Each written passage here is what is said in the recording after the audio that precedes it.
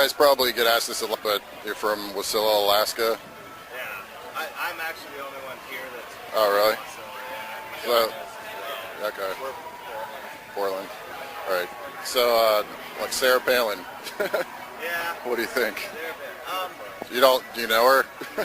Really? Yeah, I've worked with them before. I built I built a skate park when I was 15 or 16. We organized a committee to build a skate park in the city of Wasilla, and we basically had to go to the city. And she was mayor of our town at the time, and it was a long, drawn-out process. Basically, she promised us money. If we raised a certain amount, the city would match it, and we would build it. And so we actually raised the money really fast. And we went back to collect the other half.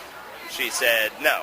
And so pretty much had to go to city hall meetings every week and just annoy them but they ended up making good, and they gave us a check, and now Wasilla's got an amazing skate park, and it's filled up every single day of the summer. Yeah, it's pretty nice. How did you guys catch your first big break, going from a struggling musician to, getting booked at festivals like Bonnaroo and Lollapalooza? I think that happened when we had a German press on Waiter You Vultures. So yeah, the first record we had good press over there in Europe, and that kind of kick-started things for us over there, and so on and so forth. Pretty good answer, huh? More or less, because we were club circuit the past 3 or 4 years. So. But to be clear, we are still struggling musicians. True that. It's been a gradual thing, not like this is it. Here's the big break. It's just been a slow climb. So. Yeah. So what do you think of this thing called Bonnaroo? What's your first impressions? The coolest thing ever. Yeah. Oh yeah, it's been awesome so far. We haven't even done anything yet, but yeah, we've been too busy, and then the finals were on last night, so we hung out in here and watched one of the guys that was doing an interview last night. He had a computer. We're like, can we check out the finals while we're doing this interview? And so pretty cool. Yeah. It's awesome. The vibe here is amazing. Everybody here is awesome. It's really hot, but besides that, everything is Yes. Everything's awesome. How long are you guys going to be around for? We have to leave tonight. We're gonna stick around till after the Beastie Boys set, and then we gotta split. My next question was who are you guys excited to see, or who have you seen so far? What's the question? Who am I excited to see? Grizzly Bear is a show I'm looking forward to. And considering we have to leave, I guess, the Beastie Boys. TV on the radio. I would have liked to see Mars Volta tomorrow, but be missing that. But we'll see them again because we have a lot of festivals with those dudes.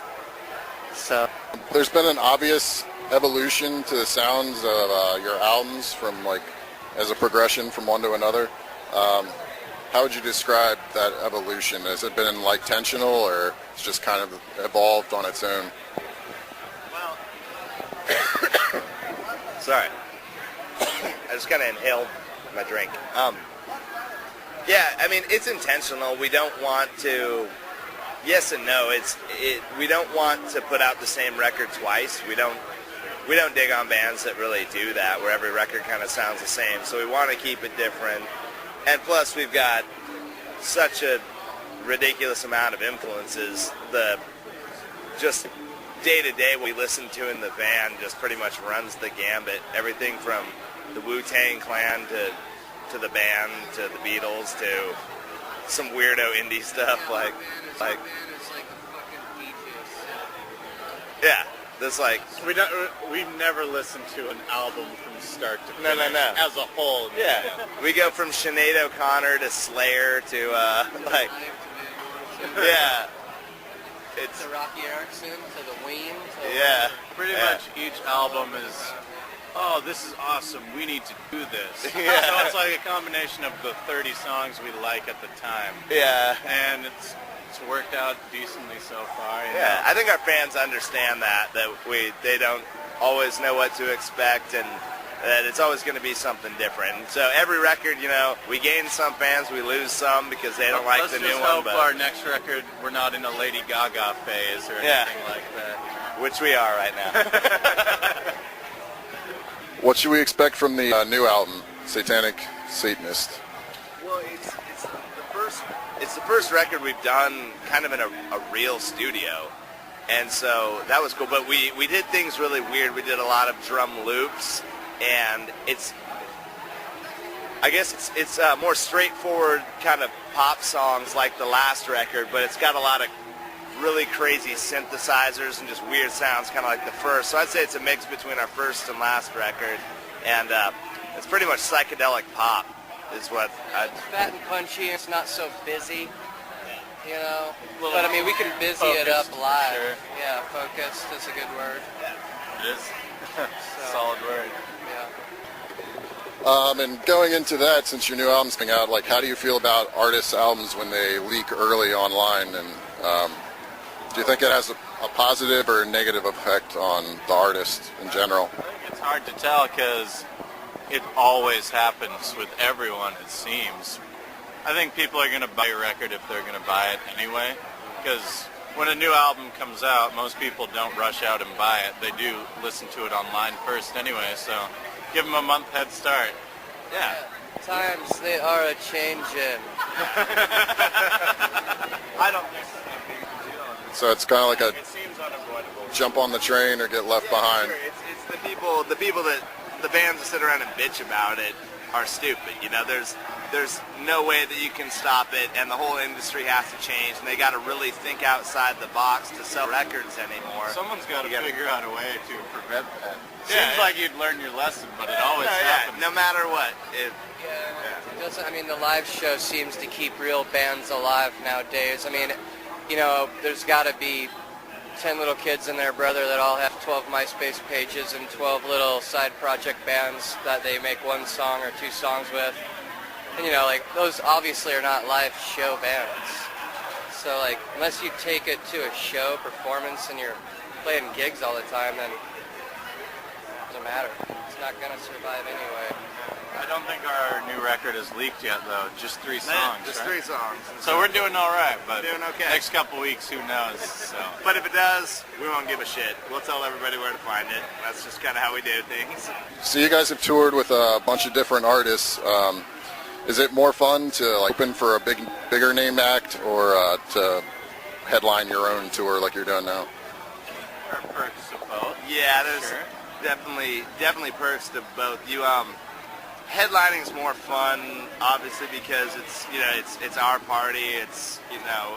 We can play for a lot longer and stuff. But it is really cool going out with the support band with a headliner because you get to hang out a lot more afterwards and Audience angle. yeah. Also, you know, just meeting new. Usually, when you go out and you support a bigger, better band, you learn killer tricks and you learn how to fucking kick more ass. Like, that's usually what happens. Is you're like, oh damn, there's some pro licks in there from some top dogs. So you know, you pick up that. That's awesome. But yeah, on your own headliner, hey, payday. So it's better in terms of cash flow. Yeah, but we don't have as much fun on headliners because the show is just over when we're done. And so we don't get to hang out with people and drink beer, and we actually probably talk to a lot less people on a headliner because once we're done, we go out there and we're talking to people and stuff, but all the security's like, all right, show's over, merch or get out, and so we don't really get to hang out as much, I don't think. So what's the craziest thing that's ever happened to you guys on tour? It's funny that we've been asked this before, and I don't know how to answer the question. I never know either. What are some... I mean, a lot of bad stuff's happened. A lot of good stuff's happened. Nothing that would blow anyone's mind or anything like that. No, not really. We're not Motley Crue. Well, Like snort blow off of hookers or anything? no, not that often. No. Zach We do meth because it's way cheaper. Zach cut John's face open with his bass pegs one night. Oh, yeah. John sang a show. Pretty much I we wasn't even- fucking hurt each other. Yeah. That's all that happens is we hurt each other, or you know. With the lamest thing about that specific time is I accidentally like chopped my axe into John's face, like first or second song, and his face is just covered in blood. And the bummer about that, because we bring our own light show and stuff like that. So at the end of the night, like John had his face cut open, and it was terrible. And then some kid at the show was like, "I really liked your guys' show with all the strobe lights and fake blood." And so we're like, Didn't even get the "Oh, credit yeah, for it." yeah, I know. It's like, not only does John have a cut open face, but he has to feel like a douchebag because everybody thought he had fake blood all over him. That blood was real. We have a good time, so yeah. I imagine. So, what do you guys do to keep your energy up from show to show on a long tour? Red Bull. We drink a lot of Red Bull. Yeah, we've been loving that stuff. Take naps, pretty much. Just save our energy for the hour and a half we have to give. Yeah, it was rough. Last night I drove all night, and then it was hot as shit, so I couldn't sleep. Yesterday I slept for about an hour and a half last night, or the night before last, and so, but we had a bunch of things to do, a show to put on, and you know, you just kind of put that stuff out of mind. When we're on tour, we don't sleep very much, and it's just work, you know. You gotta do what you gotta do. All right. And lastly, where do you see yourselves as a band in 5 years' time? What do you hope to accomplish? I think we definitely hope to keep Probably getting 10 better albums. and keep progressing. I mean, it's hard to set a specific goal, but we don't want to fall back. Keep stepping up. Yeah. We'd like to, just keep getting bigger. 5 years, who knows? Whatever that might mean. Yeah. Opening for Coldplay or... Yeah. Being Coldplay. I think we're going to change our name. We're going to take them out. We're going to identity theft Coldplay. Or we'll ask, hey Coldplay, support tour? You guys are like 20 years old now. So, no. We just hope to keep making records that people like that are, different and good. Very cool.